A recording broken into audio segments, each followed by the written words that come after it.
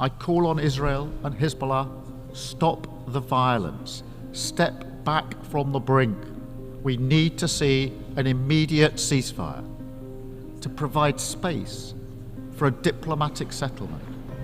This is intimately linked with the situation in Gaza, where again we need to see an immediate ceasefire.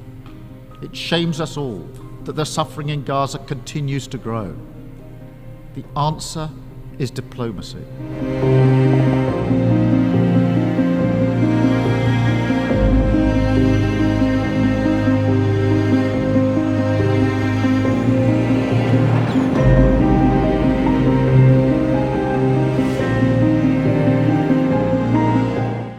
Your Excellencies, ladies and gentlemen, I address the General Assembly today as someone with a deep belief in the principles of this body and the value of international cooperation. I remember reading the Universal Declaration of Human Rights as a student. It had a profound impact on me. I spent my career as a lawyer working to protect those rights. And the Declaration still inspires me now as Prime Minister, because it speaks about our inherent dignity, the very essence of what it is to be human, of equal and inalienable rights, based on a foundation of freedom, justice, and peace in the world. Yet as we meet here today, that can feel like a distant hope. Conflict touches more countries now than at any time in the history of this Assembly. Around the world, more fires are breaking out and burning with ever greater intensity, exacting a terrible toll. In Gaza, Lebanon, Ukraine, Sudan, Myanmar, Yemen, and beyond. The vast majority of humanitarian need in the world today is driven by conflict.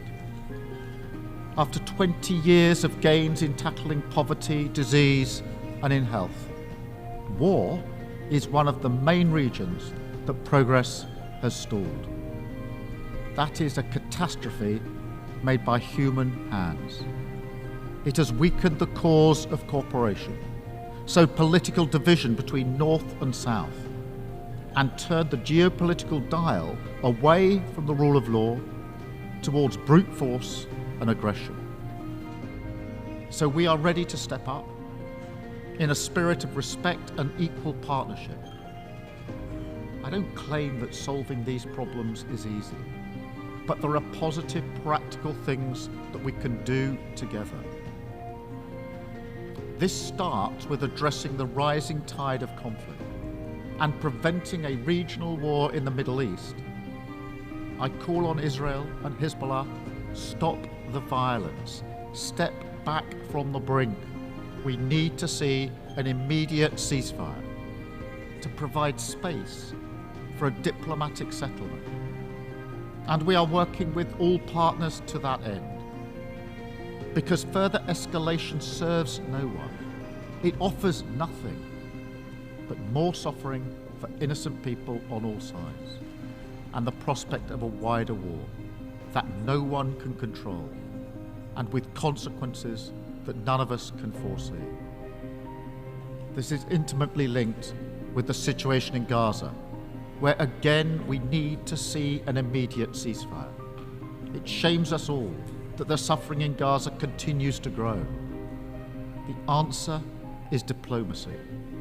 The release of all the hostages and the unfettered flow of aid to those in need. That is the only way to break this devastating cycle of violence and begin the journey towards a political solution for the long term, which delivers the long-promised Palestinian state alongside a safe and secure Israel.